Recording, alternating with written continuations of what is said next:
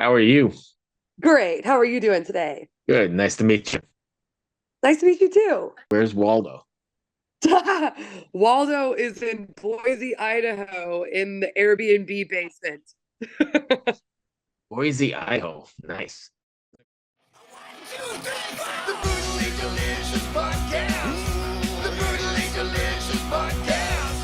The brutally delicious podcast. The brutally delicious podcast. 70,000 tons of metal. The original, the world's biggest heavy metal cruise. 60 bands, 4 days, one cruise ship, only 3,000 tickets. From Miami, Florida to Ocho Rios, Jamaica, January 30th to February 3rd, 2025. 5 days and 4 nights mingling side by side with your favorite artists in this incredible fan-friendly scenario that has no comparison. Go to 70,000tons.com and book your ticket now. What's up, everybody? This is Casandra Carson from Paralandra, The Life Project, and Cassandra's Crossing. And you are listening to the Brutally what? Delicious podcast. And then I'm going to use every bit of that, right? Okay, good. You are listening to the Brutally Delicious podcast. So let's talk about the band here. How did this partnership come about? Because I've grown up listening to George. How did the whole thing come together? It's kind of like a long story, but I'll tell you. So, it all started in 2019 was when I met George for the first time.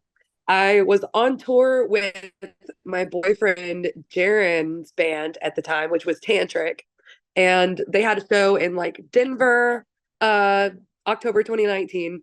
And then the next day they had a day off and Lynch Mob just happened to be playing, or I think it was like George Lynch and the Electric Freedom happened to be playing in Colorado Springs on their night off. And they knew the owners of the venue he was playing at. So we were able to like go down there, and George is Jaren's absolute favorite guitar player of all time. So like we absolutely had to be there.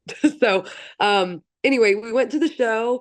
Their friends who owned the venue got us into the show. They also like snuck us into the back of the VIP meet and greet line. So Right. we were like really feeling cool. Nice. Meet George. And so when we were back there, Jaren and the other guys in Tantric, they were like, by the way, if you need somebody to sing Street Fighting Man, Cassandra's your girl. And he was like, what? What do you mean? And they're like, oh, she's an awesome singer. And like, we happen to be like using that song as a sound check song, just like for fun over the past few weeks. So I was like, well, I do know the song. And he's like, well, we actually have a fill-in singer tonight, and I don't think he knows all the words. So like, if you're being serious, I might take you up on that. And I was like, okay, well, I wasn't expecting that, but all right, I'm ready to go. Um, so I ended up like singing a duet with Keith St. John that night, on Street Fighting Man, just like so crazy out of nowhere. And what's even crazier is the fact that George just like invited me on stage, not knowing who I was or never hearing my singing voice. Like he just kind of took these guys' word that like I could sing. So that was like pretty surreal. After the show, maintained a pretty good relationship with George and with Jimmy DeAnda, the drummer. They were both just like so nice. And I saw George again, like I want to say on the Monsters of Rock cruise or Kiss cruise after that, and said hi, and he remembered me, and I was like so excited. Anyway, Right. um, so like fast forward a few years, my boyfriend Jaren actually ends up getting the gig as Lynch Mob's bass player, which Oh was wow. just like mind blowing, like beyond a dream come true, like not even a dream. It was too far fetched to be a dream. You know what I Right. mean? Like, Yeah. so last October, I had a weekend off and I wanted to just go hang out with Jaren, see the show, support. And George sees me and he's like, Sandra, are we doing Street Fighting Man tonight? You gonna sing with us? And like, I still know it. Sure. Like I can sing it. So sang the whole thing that time, and it was really fun. And after the show, I was George's driver. So I was taking him like directly off the stage back to the hotel. And while I was driving, we were just like talking about how much fun we had had performing together. And George was really, really nice and complimentary just of my voice, and really enjoyed my energy on stage, you know, those Right. sorts of things. And I was like, just jokingly, like, dude, next time we should do some Dirty Shirley. Like, that would be really cool. And he's like, you know Dirty Shirley? I'm like, dude, yes. Yes, of course I know Dirty Shirley. And Dino DeLusick is like my favorite singer. Like, so, oh my gosh, of course I know. But he's like, well, it's funny you should say that, because the next week he was going into the studio to record the second Dirty Shirley album. But Dino was not going to be singing on it. So they were like actively looking for a singer. And literally right then and there, he was like, do you want to do it? Like, I feel like you would be perfect. Like, do you think you could write like bluesy rock? And I'm like, yeah, like, sure. And so he's like, well, if you're into it, I'm going to talk to Frontiers. Like, we need to make this happen. And like, I just felt like I was kind of along for the ride. Like, I was just floating along, happy to see where I was going to end up. Right. And so yeah, literally like 2 weeks later, I had 11 songs sent to me in my email from George. It was all his final guitar tracks, just to like a very basic drum loop. And I needed to just write like lyrics and melodies. So, Beautiful. I mean, that was that. I started writing, and like, you know, once all the songs were written, we kind of mutually agreed with the label that we should probably give this project its own name. And that's when we ended up calling it Cassandra's Crossing. But yeah, this originally was supposed to be Dirty Shirley Part 2. So like, anyway, just really crazy. If fans want to find you, how do they go about doing that? You can follow me personally just at Casandra Carson on Facebook or Instagram. Those are the ones I'm most active on. And then Paralandra and the Life Project both have their own social media pages, so you can follow them there. Cassandra's Crossing does not have a social media page, but we are like on Spotify, iTunes, you know, these are all of those streaming platforms. But yeah, if you want to find like, you know, all the information in one place, I would say to just like follow me, and I'll be posting about all the different projects from my personal pages. So now that the record Garden of Earthly Delights has been out, probably it's out. What's been the response to it so far? It's been overwhelmingly positive reviews. I could not be happier. People really seem to be enjoying the songs, and I've asked people, you know, what's your favorite track? And honestly, like I think I've seen like every single song as somebody's favorite track. Oh, wow. So Yeah. it's really nice. You know, some of them definitely more than others, but like I can see that there's definitely a lot of love spread out on all the songs, and I couldn't be more proud as a songwriter of that. That's great. I'm looking at the cover here. It's an actual work of art, right? That is beautiful. How did that come about? I mean, there's a lot of work there. Yeah. So the idea was George's to do like kind of this like ethereal garden, but then with all of these little temptations like all over the place. Just kind of like this beautiful, almost Garden of Eden type thing. But then, you know, with all the evil kind of creeping in here and there. And so it was a lot of back and forth with our artist, Alex Cooper, and he did an amazing job. I mean, he went through numerous versions of this artwork and was so patient with us and all of our ideas and George's ideas and changes and, you know, little things here and there. There are obviously so many Easter eggs in this cover. Right. But we eventually got to what you see now, which is the final version. And we ended up naming the album based on the artwork. And so that's where Really? Garden of Earthly Delights came from. Yeah. Yeah, it's stunning. I mean, it's beautiful. Thank you. I'm really happy with it.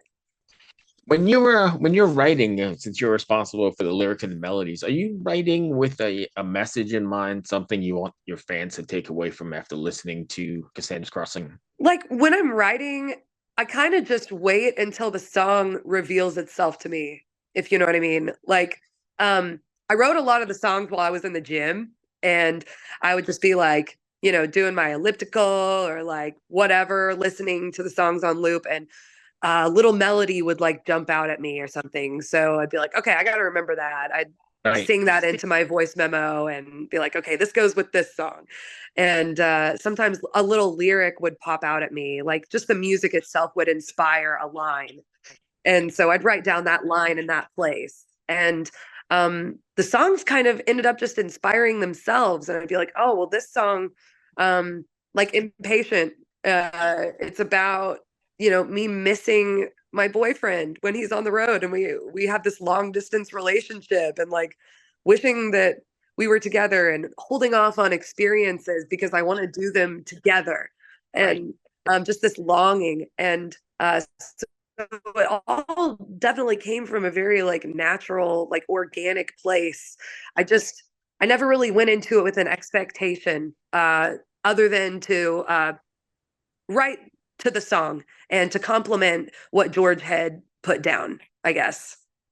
So did you ever feel like you put too much of yourself into a song? You were too vulnerable? Oof. I mean, it definitely feels very vulnerable, but I don't know if you can be too vulnerable. I mean, they're gonna take your music and your lyrics in their own way because it's all so subjective. So it's almost like no matter how vulnerable I get, people are gonna hear it in their own way, regardless. So I kind of have the ability to lay it all out there. And whether people get where I'm coming from or not, they're gonna get something out of it, and it's gonna mean something to them. So Very cathartic on both sides of the aisle, right? it's very therapeutic. I think that's the great thing about heavier music or hard rock or that kind of thing. It's very therapeutic, and you can crank that up and kind of let the day's stress go by, and it's cheaper than therapy. That is very true. It offers understanding and like feeling like somebody else gets it and is saying the words that you wish you could, put into words, or saying the feelings you wish you could put into words. Even if it's not what you initially meant, like you just said, if they're still connecting to it in their own way, that just makes it amazing. Exactly. Yeah, it's more than I could really even ask for. Are you planning to take this out on the road? Is that going to be a thing? Well, Paralandra is actually going to be opening for Lynch Mob for for the rest of their final ride tour from January to March of 2025. So, whereas we don't have a Cassandra's Crossing band that will be touring, there's plenty of opportunity for us to be playing a few of these songs live, and I'm going to do my best to make that happen. That's pretty great. So what's next for you then? Yeah, as of right now, like I'm on the road with Paralandra, so my like current focus is, touring with Paralandra. But uh I'm always writing, kind of behind the scenes, and like maybe me and George do another record after this. I don't know. I would love to. I'm trying not to like keep my expectations. I'm like really just Early. enjoying the fact that this album exists at all. So So when you start to write, do you have to like intentionally write for one project or the other, or do you write a song and then say, "Hey, this is Cassandra's Crossing," or "Hey, this is Paralandra"? usually I'm writing for a project. Well, but I will say, like with Paralandra, it's a lot more free writing because I've got like all these, I mean, so many ideas, little ditties and little lyric lines that I feel like would work really well for Paralandra, kind of stacked up in my phone. But sometimes I'll use that for Life Project, or sometimes I'll use those ideas for Cassandra's Crossing, and refer back to those ideas for other things. But like when I was writing Cassandra's Crossing, I already had the music written out for me. I already had all of the song structures completed. So all I really had to do was fill in the blanks. And that's kind of how it is with the Life Project as well. Like Josh Rand kind of writes all the music, all the song structure, and then I come in and write lyrics and melodies. So yeah, it's normally geared specifically toward the project, but it doesn't mean I might not cross-pollinate. Hey everyone, this is Bjorn from Soulwork, and this is Brutally Delicious. The